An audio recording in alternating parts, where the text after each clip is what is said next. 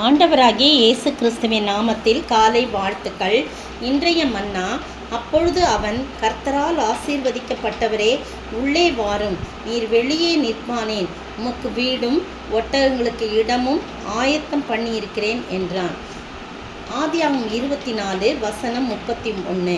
யார் யாரை பார்த்து சொல்கிறது அப்படின்னு சொல்லும்போது, அங்கே ரெபேக்காளின் சகோதரன் லாபான் எலியேசர், ஆபிரகாமின் ஊழியக்காரனாகிய எலியேசரை பார்த்து சொல்கிறார். இந்த சம்பவம் நமக்கு தெரியும்.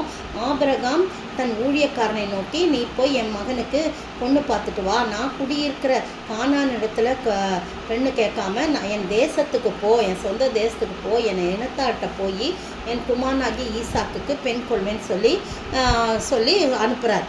அவரும் அதே மாதிரி அவரோட கூட ஆணையிட்டு சொல்லி வர்றார். ஊழியக்கார் போகும்போதே யோசிக்கிறாரு, என்ன எப்படி போய் அந்த ஊரில் போய் பொண்ணு கேட்குதுன்னு ஆண்டவர்கிட்ட ஒரு பொருத்தனை பண்ணுறார்.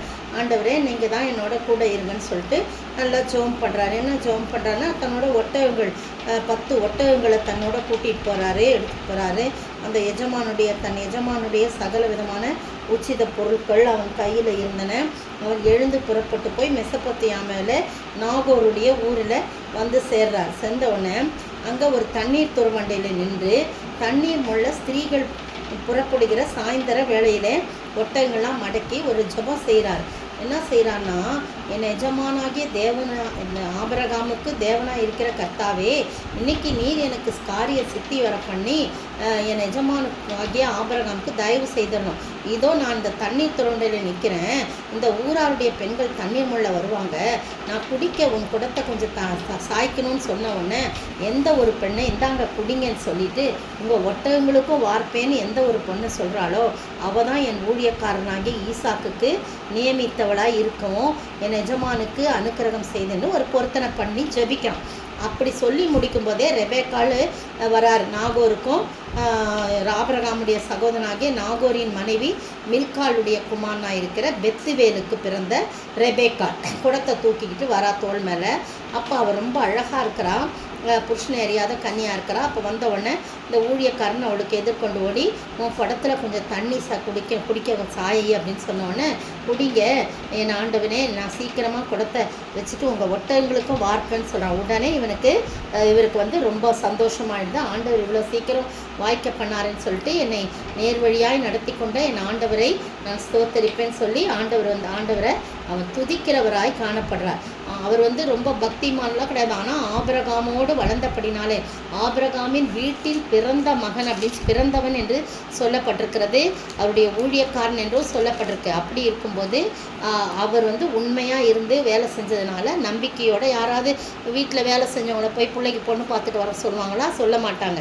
ஆனால் இவர் உண்மையாக இருந்ததுனால இவரை நம்பி அனுப்புகிறாங்க. அவரும் பக்தி உள்ளவராக, ஆபிரகாமுடைய விசுவாசம் பக்தியெல்லாம் அவருக்குள்ளே இருக்குது. அதனால் பொருத்தனையோடு கூட ஜெபிக்கும்போது கர்த்தர் அந்த காரியத்தை சீக்கிரமாக வாய்க்கப்படா. நீ யாருடைய மகள்னோன்னு இன்னாருடைய மகன், ஆஹா நமக்கு ரொம்ப பக்கமாயிருச்சு, உறவாயிருச்சுன்னு சொல்லிட்டு சொன்ன உடனே, நீங்கள் வாங்க எங்கள் வீட்டுக்கு வாங்க, வைக்கோலும் தீவனமும் வேண்டிய மட்டும் இருக்குது, தங்குறதுக்கு இடமும் இருக்குது அப்படின்னு சொன்ன உடனே இவளும் ஓடி போய் முன்னாடி போய் சொல்கிறான்.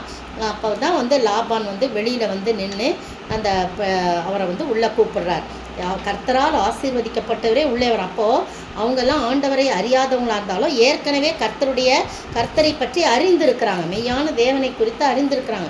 அதனால தான் கர்த்தரால் ஆசீர்வதிக்கப்பட்டவரே உள்ளே வரும், நீ வெளியே நிற்பானேன், உனக்கு வீடும் ஒட்டங்களுக்கு இடமும் ஆயத்தம் பண்ணியிருக்குன்னு சொல்கிறத பார்க்குறோம். அந்த வீட்டுக்குள்ளே போகிறாங்க. அதுக்கு பிறகு தன்னுடைய எஜமான் மிகவும் கர்த்தர் ஆசீர்வச்சிருக்கிறாரு, தன்னை பற்றி எதுவுமே சொல்லாமல் எஜமானுக்கு நான் வேலை செய்கிறோம் அவ்வளோதான் சொல்கிறார் தவிர, ஊழியக்காரன்னு சொல்கிறார் தவிர, மற்றபடி என் எஜமானை ஆண்டவர் ஆசீர்வத்துக்கு அவள் சீமானாக இருக்கிறா, வெள்ளியும் பொண்ணு, ஆடு மாடு, வேலைக்காரிகள், ஒட்டங்கள் எல்லாம் இருக்குன்னே எஜமானை பற்றியே சொல்லி அதற்கு பிறகு அந்த திருமண காரியங்கள்லாம் நடக்குது. பிரியமான நம்பிக்கை. அதனால தான் ஆபிரகாமோடு ஒட்டி உறவாடி அவர் வீட்டிலே வளர்ந்து அவருடைய பண்புகளை பெற்ற எலியேசர் ஆசீர்வதிக்கப்படுறார். நீர் கர்த்தரால் ஆசீர்வதிக்கப்பட்டவரே உள்ளே வாருன்னு கூப்பிட்றா. அப்போ இவரும் கர்த்தரால் ஆசீர்வதிக்கப்பட்டன்றது அங்கே உள்ள ஜனங்களுக்கு தெரிஞ்சிருக்கு. இந்த அருமையான வேளையில் நீங்களும் நானும் உறவு கொள்கிற மக்கள் யாருன்னு தெரிஞ்சுக்கணும். நம்ம ஆகாதவங்களோட என்ன பண்ணக்கூடாது, சேரக்கூடாது. நீ யார் என்று உன் நண்பன் யார் என்று சொல், நீ யார் என்று அப்பொழுது சொல்லப்படும் அப்படின்னு சொல்லப்பட்டிருக்கு. அப்போது நம்ம சேர்ற கூட்டாளிகள், நாம் வாழுகின்ற சமுதாயம் எல்லாமே, நாம் போகின்ற சபைகள் எல்லாம் கர்த்தருக்கு பிரியமான சபைகளாய், கர்த்தருக்கு பிரியமானவர்களோடு ஐக்கியம் கொள்ளுகளாய் இருக்கும்போது நம்மை பற்றி அவர்களை அறிந்து கொள்வார், நம்மோடு கூட கர்த்தர் இருக்கிறார் என்பதை. அப்போ நிச்சயமாக நாமும் ஆசீர்வதிக்கப்படும். இப்படிப்பட்ட ஆசீர்வாதத்தை தான் இந்த எலியேசர் பெற்றுக்கொண்டார். நீங்களும் நானும் அப்படிப்பட்ட உறவுகளோடு, என் ஆண்டவராகிய கர்த்தரோடு எப்போதும் உறவு வைத்துக் கொள்ளும்போது நாம் கர்த்தரால் ஆசீர்வதிக்கப்படுவோம். எல்லா நன்மைகளும் உண்டாகும். நாம் பொருத்தனையோடு பண்ணுகிற ஜபத்தை கர்த்தர் கேட்பார். நேர்வழியாய் அவரை நடத்தி கொண்டு வந்த தேவனை ஸ்தோத்திரிக்க ஆண்டவர் கிருபை. உடனே ஸ்தோத்திரத்தை ஏறெடுக்கிறார். ஏன்னா அவர் போய் எல்லாம் சொல்லுவான், நான் இந்த மாதிரிலாம் ஜெபம் பண்ணேன், இந்த மாதிரிலாம் பண்ணேன், கர்த்தரை நீ நேர்வழியாய் நடத்தி கொண்டு வந்தான்னு தன்னுடைய காரியங்களெல்லாம் திரும்பமாக லாபான்கிட்டையும் பெத்துவேல்கிட்டையும் எல்லாட்டையும் சொல்கிறான். அருமையான வேளையிலே நீங்களும் நானும் அப்படிப்பட்ட ஒரு நல்ல உறவிலே ஐக்கியத்திலே காணப்பட, அதன் மூலம் ஆசீர்வாதத்தை பெற்றுக்கொள்ள ஆண்டவர் தாமே கிருபை செய்வாராக. ஆமீன். என் கூடவே இரும் ஓ இயேசுவே, நீர் இல்லாமல் நான் வாழ முடியாது. என் பக்கத்திலே இரும் ஓ இயேசுவே, நீர் இல்லாமல் நான் வாழ முடியாது. ஸ்தோத்திரிக்கிற ஆண்டவரே, துதிக்கிற ராஜா, நீங்கள் கூடவே இருங்க ஆண்டவரே. நீங்கள் இல்லாமல் நாங்கள் வாழ முடியாது. நீங்கள் எங்கள் கூடவே இருந்தால், உங்கள் உறவு எங்களுக்கு எப்பவும் இருந்தால் நாங்கள் ஆசீர்வதிக்கப்படுவோம் ஆண்டவரே. தகப்பனே, உண்மை நன்றியோடு மெய் ஸ்தோத்திரிக்க. நாங்கள் கேட்டது வாய்க்க பண்ணுவீர் ஆண்டவரே. நாங்கள் எதை வேண்டிக் கொள்கிறோமோ அதன்படி நீ செய்வீர் ஆண்டவரே. நாங்கள் உங்களுடைய அன்பை விட்டு, உங்களுடைய உறவை விட்டு பிரியாதபடி இருக்க உதவி செய்யுங்க. இயேசுவின் நாமத்தில் ஜெபிக்கிறேன் பிதாவே, ஆமேன். நேற்றைய பதில், பழமையாய் போகாத பணப்பைகளையும் குறையாத பொக்கிஷத்தையும் பரலோகத்திலே உங்களுக்கு சம்பாதித்து வையுங்கள். அங்கே திருடன் அணுகுகிறதுமில்லை, பூச்சி கெடுக்கிறதுமில்லை. லூக்கா 12ஆம் அதிகாரம் வசனம் 33. இன்றைய கேள்வி, எதன் மேல் எதை போட வந்தேன், அது இப்பொழுது என்ன செய்ய விரும்புகிறேன் என்று சொல்லப்படுகிறது. எதன் மேல் எதை போட வந்தேன், அது இப்பொழுதே என்ன செய்ய விரும்புகிறேன் என்று சொல்லப்படுகிறது.